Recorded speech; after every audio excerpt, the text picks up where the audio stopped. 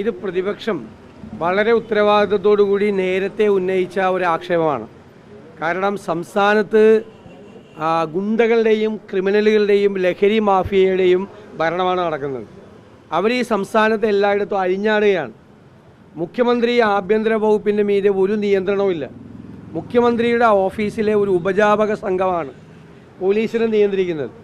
S പിമാരെ നിയന്ത്രിക്കുന്നത് CPM ജില്ലാ കമ്മിറ്റികളാണ്. SHOമാരെ നിയന്ത്രിക്കുന്നത് CPMൻ്റെ ഏരിയ കമ്മിറ്റികളാണ്. അതുകൊണ്ടാണ് കഴിഞ്ഞ ദിവസം മാരാരിക്കുളത്ത് ഒരാളെ ഒരു കാറ് തടുത്ത് നിർത്തി കാറിൻ്റെ ചില്ല് പൊട്ടിച്ച് തോക്ക് ചൂണ്ടി ഭീഷണിപ്പെടുത്തി.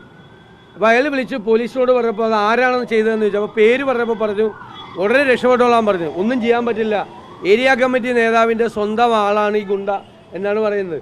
പോലീസ് സ്റ്റേഷനിൽ ചെന്നപ്പോൾ പറഞ്ഞത് മുട്ടാൻ നോക്കണ്ട ഈ ഗുണ്ടയുമായിട്ട്, മുട്ടാൻ നോക്കിയാൽ രക്ഷയില്ല, അയാളെ സംരക്ഷിക്കാൻ ആളുകളുണ്ടെന്നാണ് പറഞ്ഞത്.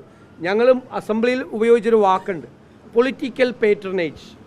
രാഷ്ട്രീയ രക്ഷാകർതൃത്വം കേരളത്തിലെ ക്രിമിനലുകൾക്കും ഗുണ്ടകൾക്കും ലഹരി മാഫിയക്കാർക്കും കൊടുക്കുന്നത് CPM ആണ്.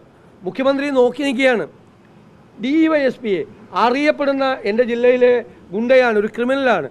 അയാൾ നടത്തിയ ഡിന്നറിൽ DYSPയും പോലീസുകാരും വന്ന് പങ്കെടുക്കുക എന്ന് പറഞ്ഞാൽ കേരള പോലീസ് തുണിയിട്ട് നടന്നാൽ പോരെ തലയിൽ. ഇതിനേക്കാൾ വലിയ നാണക്കേട് കേരള പോലീസിനുണ്ടോ?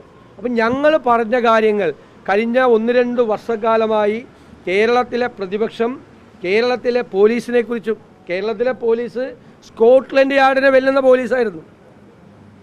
ഇപ്പോഴും കഴിവുറ്റ പോലീസാണ്, ഞങ്ങൾക്ക് ആ പോലീസിനെ കുറിച്ച് സംശയമൊന്നുമില്ല. പക്ഷേ അവരെ നിർവീര്യരാക്കി അവരുടെ ആത്മവിശ്വാസം തകർത്ത് കേസെടുക്കുന്ന കണ്ടില്ലേ?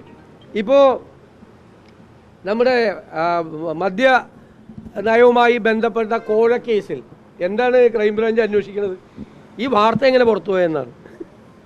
ഈ പൈസ പിരിക്കാൻ വേണ്ടി, കോഴ പിരിക്കാൻ വേണ്ടിയിട്ടുള്ള തീരുമാനം അവരുടെ ബാർ അസോസിയേഷനിൽ നിന്ന് എങ്ങനെ പുറത്തുപോയി എന്നാണ് അന്വേഷിക്കുന്നത്.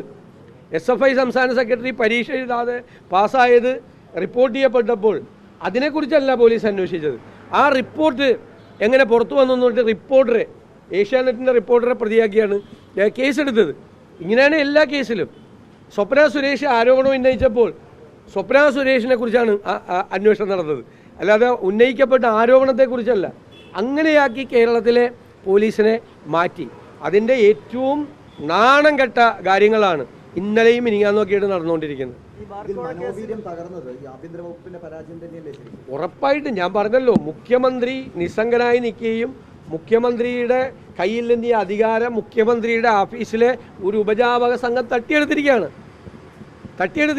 എന്നിട്ട് പാർട്ടിയാണ്, എല്ലാ സ്ഥലത്തും പാർട്ടിയാണ്. പാർട്ടിയിലെ ചില നേതാക്കന്മാർ ഈ ക്രിമിനലുകൾക്ക്, ആലപ്പുഴ ജില്ലയിലൊക്കെ നിങ്ങളൊന്ന് ചെന്ന് അന്വേഷിച്ച് നോക്കിയാൽ അറിയാം, വലിയ സംഘർഷത്തിലേക്ക് പോവുകയാണ്. എല്ലാത്തിൻ്റെയും പുറകിൽ പാർട്ടിയിലെ ചില ക്രിമിനലുകളെ എല്ലാ സംരക്ഷണവും കൊടുക്കുന്ന, തണൽ കൊടുക്കുന്ന ആളുകളാണ് നിൽക്കുന്നത്. അപകടകരമായ നിലയിലേക്ക് കേരളം പോവുകയാണ്. ഞാൻ ചോദിക്കട്ടെ, എത്ര വീടുകളാണ് ഈ ഗുണ്ടകൾ കേരളത്തിൽ ആക്രമിക്കുന്നത്? ഏതെങ്കിലും ഒരു ലഹരി മരുന്ന് സംഘത്തെക്കുറിച്ച് ഒരു വിവരം കൊടുത്താൽ അവൻ്റെ വീട് 24 മണിക്കൂറിനകം ആക്രമിക്കപ്പെടുകയാണ്. അവന് ആര് സംരക്ഷണം കൊടുക്കും? അവരാണ്, അവരുടെ കൺട്രോളിലാണ് എല്ലാ സ്ഥലങ്ങളിലും, എല്ലാ ഇടങ്ങളിലും നടക്കുന്നത്.